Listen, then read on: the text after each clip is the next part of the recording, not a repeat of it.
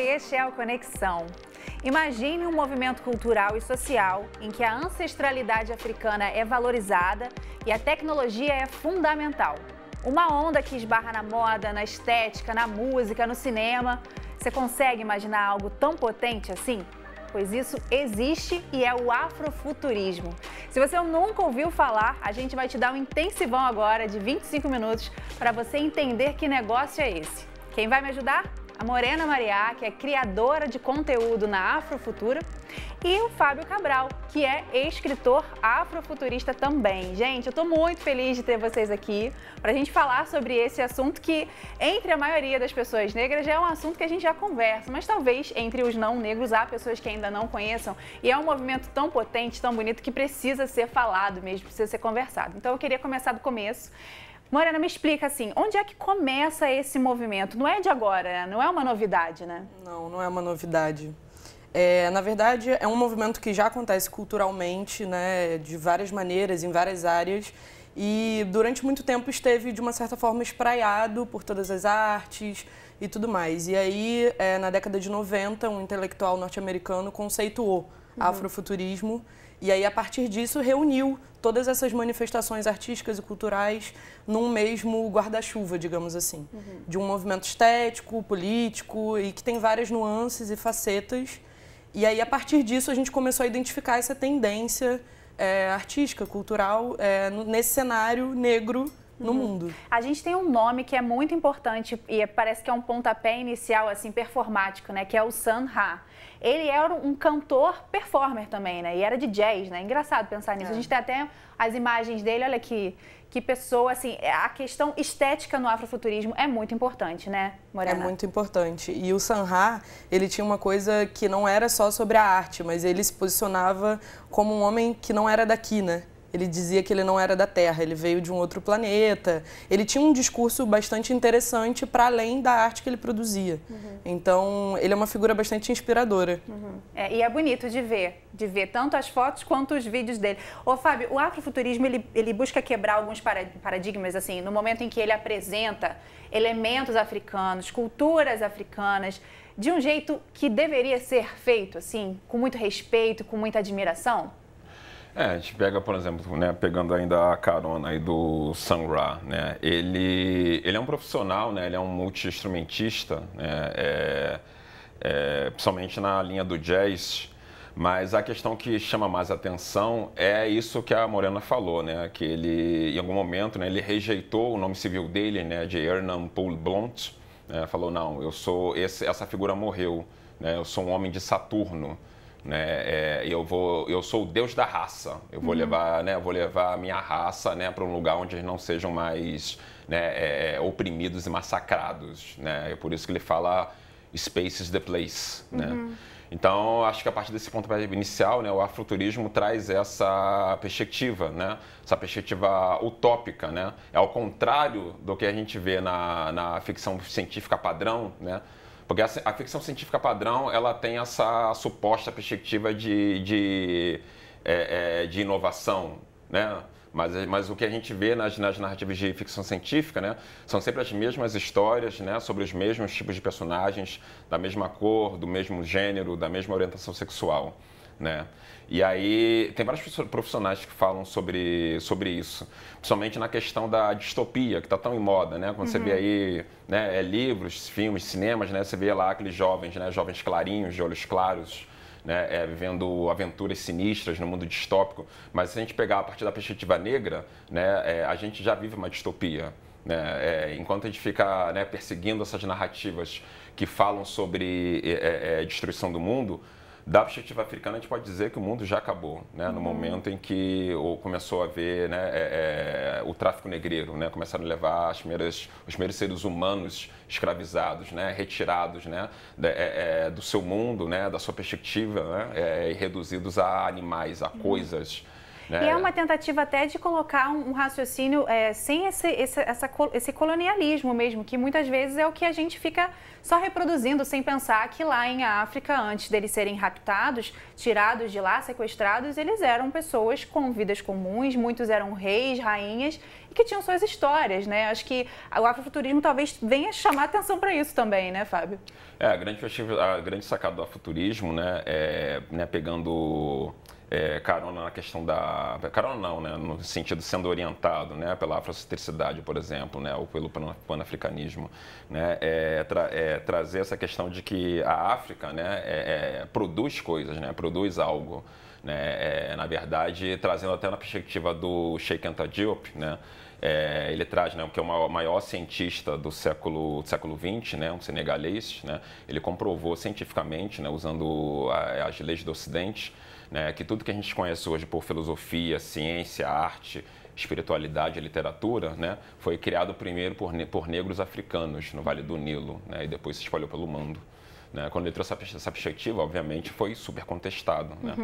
Porque aí, né, então, como é que ia se justificar a dominação sobre as pessoas negras, né? Como é que ia se justificar a escravidão, né? Porque um dos pressupostos para justificar a escravidão, para justificar até a condição precária, né, em que nós, pessoas negras, nos encontramos de uma forma geral, né, é isso, né? O negro é inferior, o negro é um lixo. E é realmente o contrário que a gente vê, né? Agora, quando a gente pensa, eu queria pensar agora onde que a gente encontra o afrofuturismo. A gente já trouxe o exemplo do Sun Ra, mas agora chegando aqui pertinho da gente tem alguns artistas brasileiros que trazem o afrofuturismo nas suas obras, né? Eu lembro aqui, musicalmente falando, da Xenia França, que é alguém que chama muita atenção nesse aspecto, né? Sim, a Xenia lançou um clipe recentemente, inclusive, com muitas referências afrofuturistas. A Helen Oléria já havia lançado um álbum homônimo do projeto que eu desenvolvo, chamado Afrofuturo. Então, a gente tem na cena musical já muitas pessoas ligadas a isso, né? A gente tá vendo, a gente pode ouvir um pouquinho? Claro. Porque Xenia é sempre bom de ouvir, né, gente? É muito bonito esse clipe, vamos ouvir um pouquinho.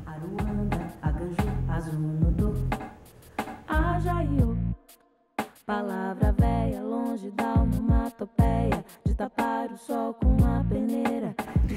E aí a gente vê muitas referências na estética, né? E aí a Xenia é uma, você falou da Helen Oléria, tem também o Carlinhos Brown, né? Porque a gente fala, né, daquela indumentária toda que ele tá sempre super bem vestido, mas já são esses passos do afrofuturismo na moda também, né? Sim, a gente tem uma movimentação estética muito forte, assim. Aqui no Rio de Janeiro tem diversos artistas, tanto trabalhando projeção mapeada, trabalhando audiovisual. A gente tem Irmãos Carvalho com Chico, a gente tem Jonathan Fer com A Jornada, tanto na música quanto no audiovisual. A gente tem uma série de artistas aqui, pelo menos aqui no Rio, que eu conheço, na minha própria rede, que estão desenvolvendo, e pelo Brasil e pelo mundo inteiro essas pessoas estão como que num renascimento africano, eu acredito. É um renascimento artístico, referenciado, pautado, centrado, olhando de fato para o berço cultural africano. E o que explica essa estética tão forte? É algo que é da ancestralidade mesmo africana? Se a gente parar para olhar fotos de pessoas, de povos africanos tradicionais que ainda vivem em África, a gente pode ver que tem uma indumentária, tem pinturas corporais, tem uso de acessórios. A estética é um elemento muito importante para os povos africanos.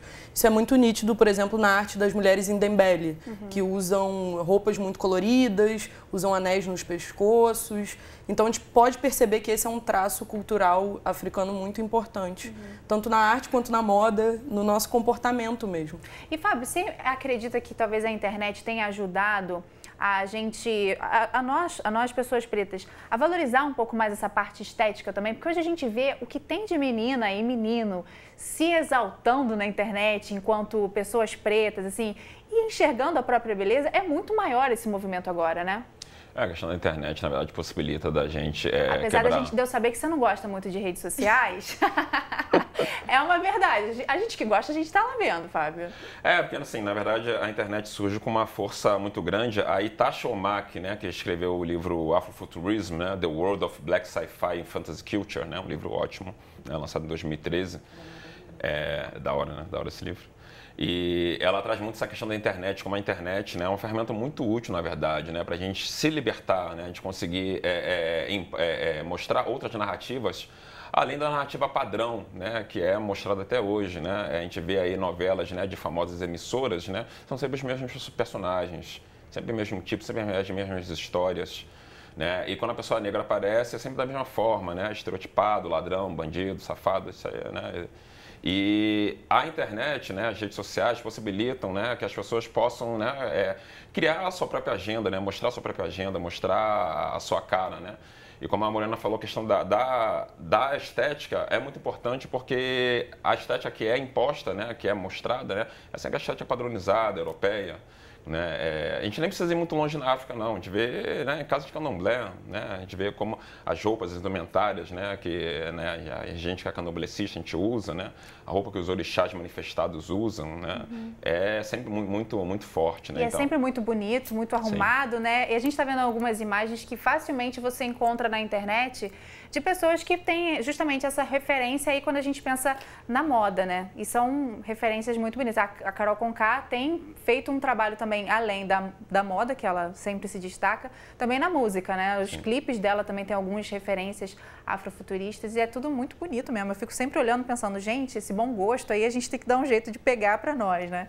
Eu queria que a gente mostrasse, além dessas referências que a gente vê na internet, é facinho. Se você jogar lá afrofuturismo, vai aparecer esse monte de foto bonita para você ver. Eu quero mostrar também especificamente os trabalhos de alguns artistas plásticos e fotógrafos que são afrofuturistas e que estão em ação aí pelo mundo. Quero começar pelo Kadzanai Shurai, que é um artista do Zimbábue. Ele trabalha com fotografias e remonta algumas situações, pensando justamente em futuro e também valorizando o passado. São cenas de viajantes, por exemplo, de outras nações que vão a alguns países africanos para tentar fazer negócios, ou de pessoas de países africanos em situações cotidianas. Não tem realmente o tempo para ficar falando de racismo, de preconceito, porque isso já passou. Apenas retrata o dia a dia de um país com pessoas normais, vivendo como pode ser o país dele, né? O Zimbábue, que tem muito para oferecer. Aí depois eu quero mostrar o trabalho do Cyrus Kabiru. Ele, quando era criança, queria comprar óculos, muitos óculos. E na época não tinha grana para comprar, então ele resolveu criar os próprios modelos e os resultados são, assim, futuristas, são modernos. Ele faz beleza a partir, inclusive, de sucata, de lixo e o resultado é isso, assim, fotos incríveis de muita criatividade.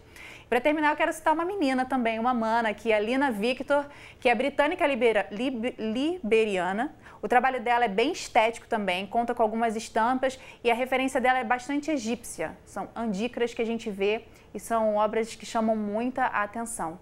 Quando a gente olha isso tudo, Morena, a gente fica assim bastante impressionado com essa questão de reverenciar mesmo a ancestralidade, né? Assim, reverenciar no sentido de tipo, vamos contar essa história de um jeito bonito como ela merece ser contada, né? E é super legal ver artistas jovens com esse raciocínio, né? Sim, o que eu acho mais bacana sobre esse resgate ancestral que o afrofuturismo propõe é a gente também entender que a nossa história enquanto povo preto começa muito antes do tráfico transatlântico de pessoas escravizadas. A gente tem uma história, né, ancestral e eu acho que esse resgate ele é importante não só historicamente, mas para a nossa constituição de autoestima, de subjetividade, da gente entender que a gente é bonito, que a gente é capaz, que a gente pode escrever livro, que a gente pode fazer música e que o que a gente produz tem valor. Então eu acho que esse resgate é não só necessário por uma questão política, mas também por uma questão individual de cada pessoa preta que está no mundo vivendo, que produz suas narrativas e que impacta, como o Cyrus, por exemplo. A gente produziu lá no Gato Mídia, no Complexo do Alemão, uma oficina de construção de óculos afrofuturistas a partir da obra do Cyrus, com jovens de favela, aqui no Rio de Janeiro. Então, o fato do Cyrus produzir isso tão longe da gente nos conectou com ele a partir das nossas necessidades aqui no Rio de Janeiro. Então, acho que a potência disso está aí, assim. E no fundo, todo mundo precisa realmente dessa conexão. A gente fala muito de internet e tal, mas essa conexão de se sentir parte de uma comunidade que se entende de uma forma diferente da que é contada é super importante. Você falou sobre contar nossas próprias histórias, o Fábio está contando, né, Fábio? Eu queria que você falasse um pouquinho desse livro aqui, O Caçador Cibernético. É um livro afrofuturista? Sim, né, foi feito com essa intenção, né, o primeiro que eu fiz com essa intenção. Eu vou falar um pouco, por exemplo, rapidamente do ambiente, né, da cidade, a cidade de Queto 3, é a cidade onde vive o povo melaninado, né, filhos dos orixás, né? É uma cidade onde Black Powers e dreadlocks são coisa comum. Né, e é uma cidade de, né, arranha-céus, carros voadores, né, governado por sacerdotisas empresárias com poderes paranormais. Sacerdotisas. Sacerdotisas, né? Na verdade, mães de santo. Interessada. Né? Isso, mães de santo, empresárias com poderes paranormais. Né? E a tecnologia é movida à energia eletromagnética dos espíritos e dos fantasmas. Né? Basicamente apresentando a cidade, seria isso. Eu gostaria só de fazer um parênteses. Você gostou de Pantera Negra, do filme? Gostei bastante. Gostou, assim, né? Melhor. Não tem muito que nem tem muito que falar. Assim. É verdade, maravilhoso. Depois né? Depois o outro filme lá do grupo, né? Aquele grupo lá, eu falei, nossa, que filme chato. Mas Sinceramente. é Irretocável. É isso. Porque o Pantera Negra trouxe pra gente esse momento da gente ficar conversando sobre o afrofuturismo agora, mais recentemente, né? E é justamente, não sei se é parecido com o Distrito 13, porque eu não li o seu livro, mas é um lugar, né? O Wakanda é um lugar de muita tecnologia. E eu queria agora passar a falar sobre a importância da tecnologia no afrofuturismo. Qual que é a importância da tecnologia aqui no Distrito 13, Fábio? Gueto 3. Gueto 3. Entendi Queto. tudo errado. Não, Gueto não, Queto. Queto 3. Queto é referente à cidade de Oxóssi, a cidade de Urubá, né, que era governada pelo rei Oxóssi, né, referente ao orixá Oxóssi, né, que é o dono da minha cabeça, né, o candomblessista, né. Perdão, você perguntou. A importância da tecnologia lá para o Queto 3. Na verdade, a tecnologia, sim, essa tecnologia foi uma brincadeira, né? Botar esse simulacro de ultra tecnologia, né? Porque a minha companheira Carolina, ela sempre questiona, né? Quando vê essas narrativas afuturistas, por que tem que ter essa tecnologia ocidental, padrão, feita de aço e metal? Né? Porque no candomblé a gente aprende outros tipos de tecnologia, né? Outras alternativas muito ligadas à natureza, né? E, na verdade, Queto 3, né, tem bastante disso, né? Não é só uma cidade, né, de aço e metal, na verdade tem, né, bastante árvore, né? Até tem uma gravura aí, acho que a primeira gravura que tem, né? Tem várias, né, um monte de arranha-céus e tem árvores lá em cima, né? Na verdade é uma cidade que eu imagino como... sim, tem. Essa aqui, né? Na verdade é uma outra, mas essa aí mostra o pessoal também, que é bacana, né? Mostra o povo aí também, são ilustrações do Rodrigo Cândido. Né? Tem uma outra ilustração, né? Acho que mais ou menos no início, que tem várias, né? Tem uns ancestrais lá observando a cidade do alto, né? Isso aí, isso. E tem uma árvore assim no topo do arranha-céu, né? É justamente uma vivência respeitosa com a natureza, então? Isso, né? É uma convivência, porque, né, oculta a ancestralidade, né? A gente não vive sem os elementos naturais, né? Sem a natureza, né? Então, na verdade, essa tecnologia é uma tecnologia fantástica, né? Não é, ele é mais um livro de ficção fantástica do que de ficção científica, né? Porque é uma tecnologia que, né, teoricamente não existe, uma tecnologia mágica, né? Onde é que você vê uma tecnologia movida à energia eletromagnética dos espíritos, né? Mas eu não inventei simplesmente isso da minha cabeça, né? Tem um livro chamado A Origem Africana do Eletromagnetismo, né? Que fala bastante sobre essas questões, né? Eu, na verdade, para escrever esse livro, né, pesquisei, né, sobre esses autores, né, panafricanistas, né, afrocentristas, né?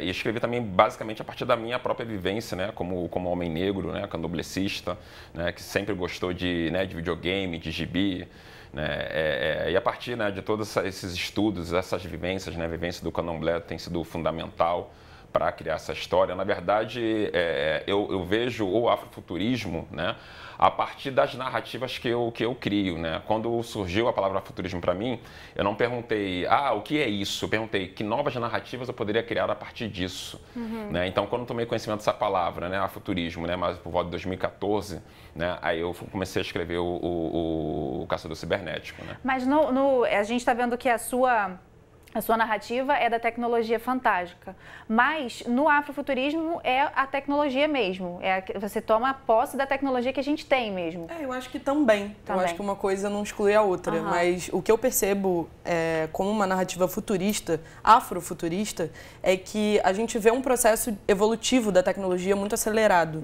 E aí, num mundo em que as pessoas negras estão à parte, né? A parte do desenvolvimento tecnológico, a parte dos espaços de poder. A gente não está desenvolvendo essas tecnologias. Então, quando a gente vê, por exemplo, tecnologias, sei lá, uma saboneteira num banheiro que não reconhece uma mão negra, porque foi desenvolvida por uma pessoa que não pensou nisso, que os tons de pele variam. Então, a tecnologia ela não é neutra. quem está criando essa tecnologia tem um pensamento, tem uma perspectiva. E eu acho que a grande sacada do afrofuturismo é entender que nós estamos localizados, nós temos um lugar de pensamento e de visão sobre o mundo.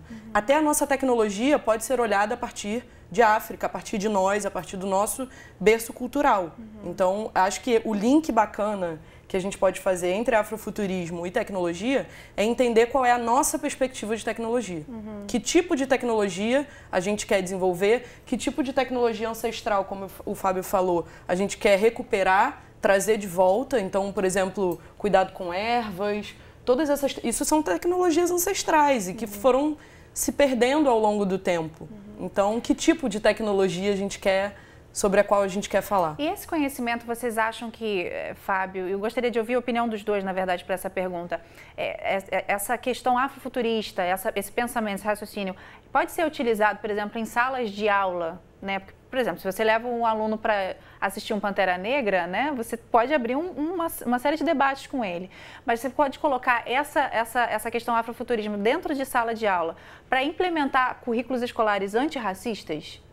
Olha, a Itasha, como o Fábio tinha puxado aqui, eu assisti um vídeo dela e ela foi a principal pessoa que me inspirou a pensar afrofuturismo. Eu não conheço. Quem é a Itasha? Ela é uma intelectual afro-americana, né? Ela é nascida nos Estados Unidos.